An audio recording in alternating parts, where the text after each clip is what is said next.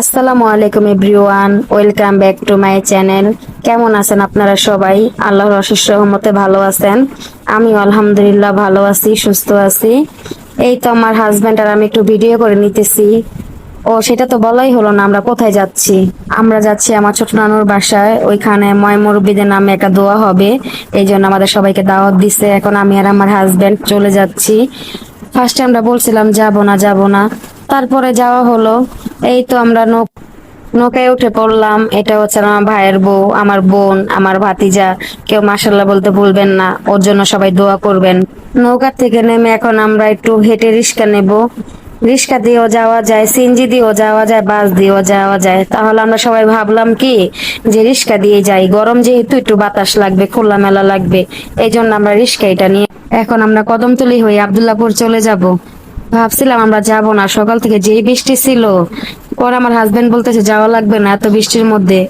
ভাবলো, পরে আমার নানু ফোন দিয়ে বলতেছে আসবা না কেন, তোমাদের বললাম তোমরা না আসলে আমার ভালো লাগবে না, তোমরা আসো আসো। খালামণি নানু অনেক করে বলতেছে, তার জন্য মনে করেন যাওয়ার একটা ইচ্ছে জাগলো না। তো সকাল থেকে বলছিলাম যাব না। পরে বৃষ্টি কমে গেল, পরে আমার হাজবেন্ড বলতেছে থাক, নানু যখন এত করে বলতেছে, বৃষ্টিটা যখন কমে গেছে, তাহলে তুমি রেডি হয়ে যাও। রেডি হয়ে গেলাম, রেডি হয়ে বের হয়ে গেলাম। সেটা তো আপনারা দেখলেনই, আমাদের ফ্যামিলি সবাইকে বলছে। এখন বৃষ্টির জন্য কেউ কেউ যাবে, কেউ কেউ যাবে না। পরে বৃষ্টি কমার পর দেখি কি শুনি সবাই যাচ্ছে। এই জন্য যাওয়ার জন্য আরেকটু বেশি করে উৎসাহ জাগলো। আম্মুকে বললাম চলো আম্মু যাই, নানু যেহেতু এইভাবে বলতেছে। পরে আম্মু বললো আচ্ছা তাহলে চলো যাই। পরে আমার আম্মু, আমার ভাইয়ের বউরাও রেডি হয়ে গেল, আমার বোন। তারপরে আমরা একসাথে বের হয়ে গেলাম। আমাদের পরে আরো কিছু কিছু মানুষ বের হয়ে গেল। আমরা যেতে যেতে 12টা বেজে গেছিল।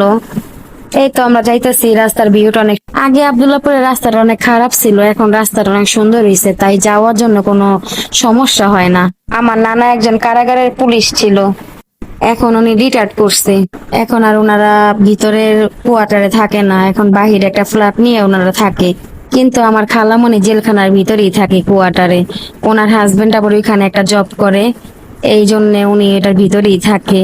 একদিন আপনাদের সাথে এটা একটা জেলখানার পুরো একটা ভিডিও করে আপনাদের সাথে শেয়ার করবো নে।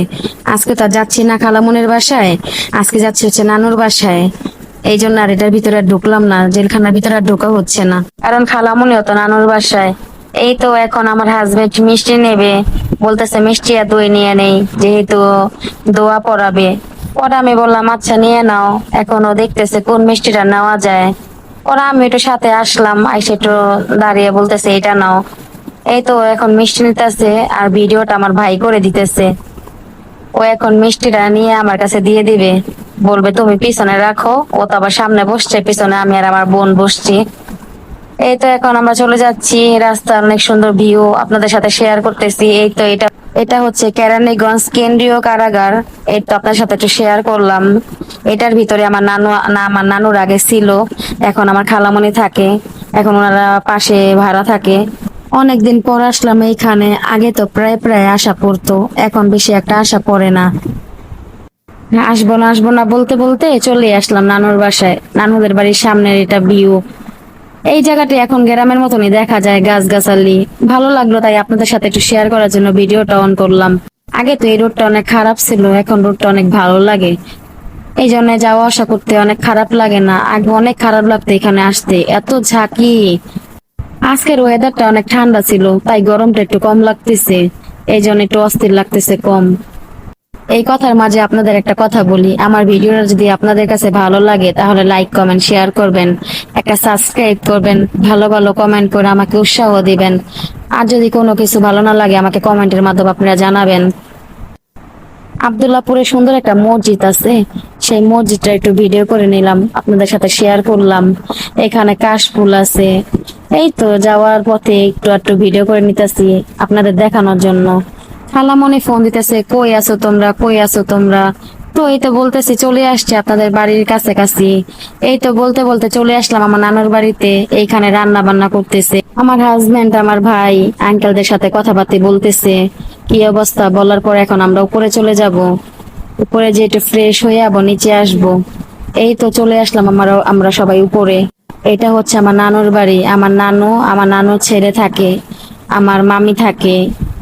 এই তো এখন আমার হাজবেন্ড নিচে চলে গেল, নিচে যাওয়ার পর একটু খাবারটা ভিডিও করতেছে। রান্না করছে আমার মামা, ও অনেক ভালো রান্না করতে পারে। এখন মাদ্রাসার ছাত্রদের জন্য একটু বেড়ে নিতেছে, উনি আবার প্যাকেট করবে। আমার একটা জিনিস ভালো লাগলো এখানে আইসা দেখা, যে আমার এই মামাটা অনেক ভালো একটা মনের মানুষ। উনি বলতেছে যে আমার হাজবেন্ড জিজ্ঞেস করতেছে যে এত বড় বড় প্যাকেট করতেছে, মামাটা বলতেছে যে না, একটা মানুষ যদি এক প্যাকেট খায় যদি পেটই না ভরে তাহলে কেমন দেওয়া হলো। তার জন্য আমি একটু বড় বড় প্যাকেট আনছি আর একটু মানুষকে বেশি দেওয়ার চেষ্টা করতেছি, যেন একটা মানুষের জানি একটা প্যাকেট খেয়া জানি মন ভরে। তাই আমার এই জিনিসটা অনেক ভালো লাগলো, আমার মামার এই ব্যবহারটা, যে একটা মানুষকে উনি এমন ভাবে দিতেছে যাতে মানুষের পেটটা অনেক ভইরা জায়গা। এই তো আমার ভাই একটু ভিডিও করে নিতেছে, আমার হাজবেন্ড এখানে খাড়ায় রয়েছে, ওনারা একটু হাতে পাতে সব করতেছে ওনাদের সাথে সাথে। এটা হচ্ছে আমার আঙ্কেল, মানে আমার আন্টির হাজবেন্ড। তারপর আমরা খাওয়া দাওয়ার ক্লিপ নেওয়া হলো না, আমরা নিচে চলে আসলাম। আমি আর আমার হাজবেন্ড একটু ভিডিও করে নিলাম, তারপর সবাই মিলে একটু মাঠে ঘুরতে গেলাম। আমার ভিডিও যদি আপনাদের কাছে ভালো লাগে তাহলে লাইক কমেন্ট শেয়ার করবেন। আর নতুন কোনো ভিডিও নিয়ে চলে আসবো আপনাদের মাঝে। তাহলে আজকে এই পর্যন্তই, আল্লাহ হাফেজ, আসসালামু আলাইকুম।